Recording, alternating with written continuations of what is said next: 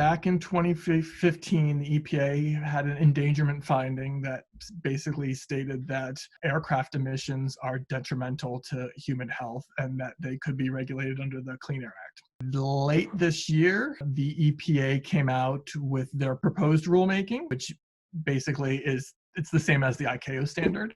The ICAO CO2 standard comes in two parts. So the first is new type certification. So that's a brand new aircraft needs to achieve the ICAO standard starting in 2020.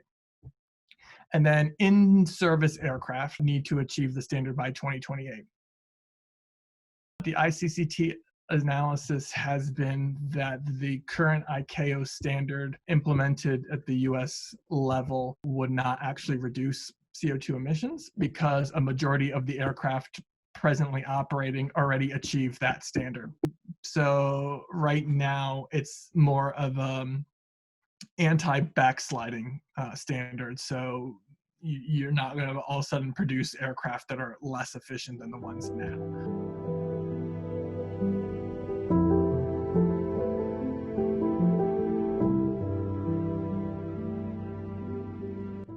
This time I've spent around the airport has really opened my eyes to the amount of particulate pollution that gets emitted by aircraft. These particles are tiny. The particles that you see from a departing aircraft are on the order of 20 to 30 nanometers. Those from a landing aircraft are 10 to 20 nanometers. Those are tiny, tiny, tiny particles. They go deep into the lungs, cross into the bloodstream very early. They're small enough to cross the blood-brain barrier, and there's tons of them. The airport did a health study in 2014 that showed us that kids have a 360% greater chance here of showing asthmatic symptoms than kids in other neighborhoods, and adult COPD is doubled here. We have lots of kids with asthma, adults with asthma. I'm thinking one mom, she has cancer, and her doctors say there's no way this wasn't environmentally caused. There's a long lead time to transforming the aviation fleet to be less emitting. In the interim, people who live in those communities need access to strategies to reduce their exposure, and that's where our work sits. So we worked with a community advocacy group called Air Inc. in East Boston to establish a community-owned air quality monitoring network. Ultimately, the message from the community over and over was, please don't just tell us how bad the pollution is, give us access to tools to reduce our exposure. Data was one of those things, and in response, we built an app that visualizes the data in real time for residents. For our network, the biggest signal that we see at all of our sites is from Logan Airport. There are other sources around. You can see some of the roadway influence. You can see some of the influence of vehicles idling. The dominant thing over a long time period of a year and a half that we've had our sensors out is always the airport. This is data from a site out in Winthrop. This is when aircraft are landing over that site.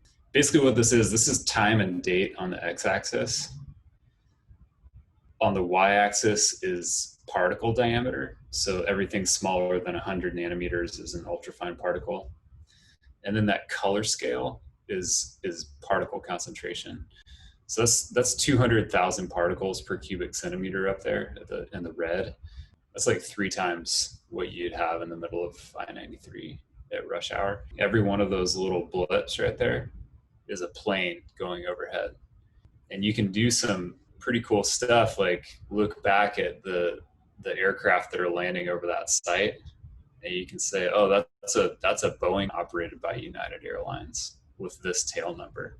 If an aircraft is thrusting and has higher engine power, the particle plume it creates is much smaller. And that's kind of counterintuitive, but at higher thrust percentage, a jet engine is actually more efficient. It releases less pollution.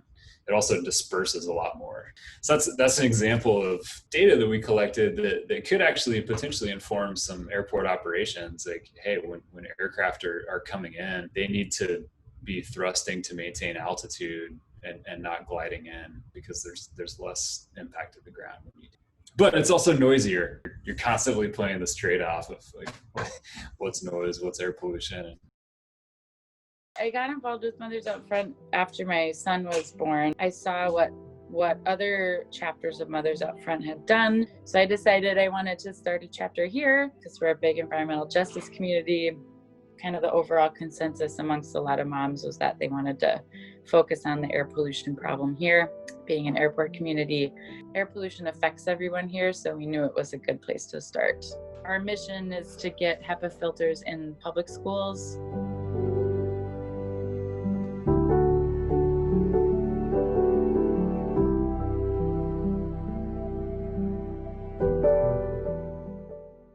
Since there's no real way so far to legislate ultrafine particulates because they haven't been measuring them and their effects on people, they just say, well, we don't have any legal reason to be doing this.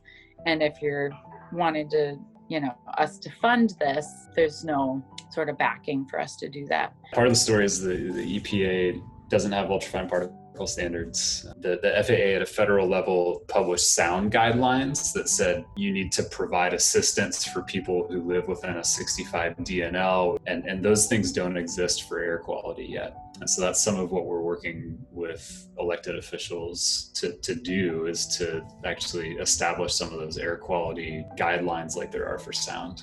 There's a lot of demonstrated health benefits from HEPA air purifiers. Students who have them in their classrooms tend to do better.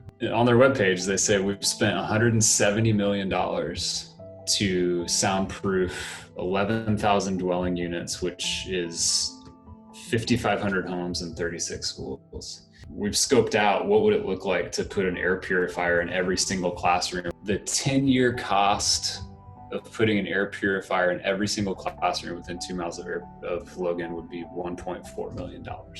Our state rep is currently drafting legislation that calls for a community-owned air quality sensor program that measures ultrafine particulates. Part of that bill will also include calling for mitigation for HEPA filtration. Because we saw an immediate need for our kids to have access to better air, we wanted that immediately, as soon as possible.